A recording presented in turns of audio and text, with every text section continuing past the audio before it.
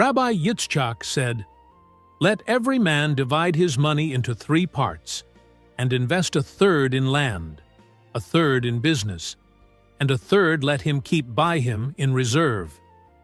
This is not theory. This is survival architecture. This is the foundation for inflation-proof assets and generational wealth protection. At the end of this teaching, a prayer for wisdom and stewardship awaits you. The Talmud does not suggest you diversify. It commands structure. 1/3 in land means real estate, tangible earth you can walk on, property that cannot be deleted by a server crash or devalued by a central bank meeting. 1/3 in merchandise means business, commerce, the active work of your hands and mind. 1/3 in reserve means liquidity, cash on hand, ready ammunition for the moment opportunity knocks or disaster strikes. This is not hoarding. This is strategic positioning. The Maharsha, a 16th century commentator, explained the financial logic using principles we recognize today. Land is safe because it can never lose all its value, but its return is also low. Commerce has the highest return, but also the highest risk. Finally, some money must be left liquid for unexpected emergencies. The genius is not in chasing yield. The genius is in surviving long enough to compound.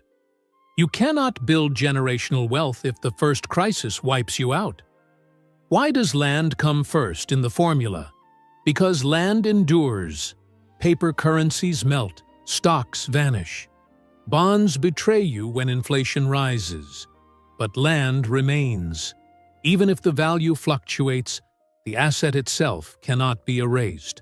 A biblical hint to this recommendation is found in Deuteronomy, chapter 28, verse 8, where God promises to bless the individual in his granary, understood to mean something that is in hand in his business and in the land.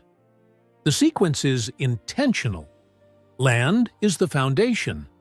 Cash on hand is not timidity. It is ammunition. When everyone else is forced to sell at the worst moment, you have the dry powder to buy at the point of maximum pessimism.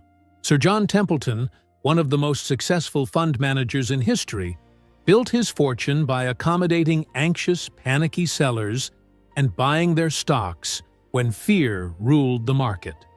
His average annual return was 14.3% over decades.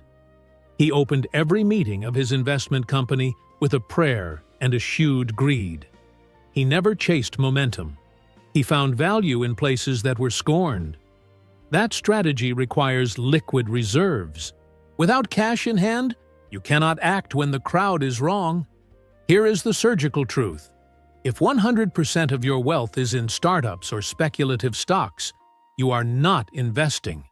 You are gambling. John Bogle, founder of Vanguard and creator of the index fund, spent his entire career warning investors about the speculation trap. He proved that actively managed funds very rarely outpace the average of the stock market due to fees that eat into returns. He wrote, "Costs are forever." His advice for most investors was simple: invest in stock indices through low-cost index funds, avoid the temptation to chase performance, and stay the course for the long term. But even Bogle's wisdom assumes you have the discipline not to panic sell during a crash. That discipline comes from knowing you have land and cash reserves to fall back on. If this is resonating, if you are beginning to see the architecture beneath the chaos, comment below and tell me where you are watching from. I want to know where in the world this ancient wisdom is reaching. King Solomon, the wealthiest man in ancient history, built his empire on a foundation of wisdom that predates Rabbi Yitzchak by centuries. His wealth was not random. It was the result of alignment with divine economic law.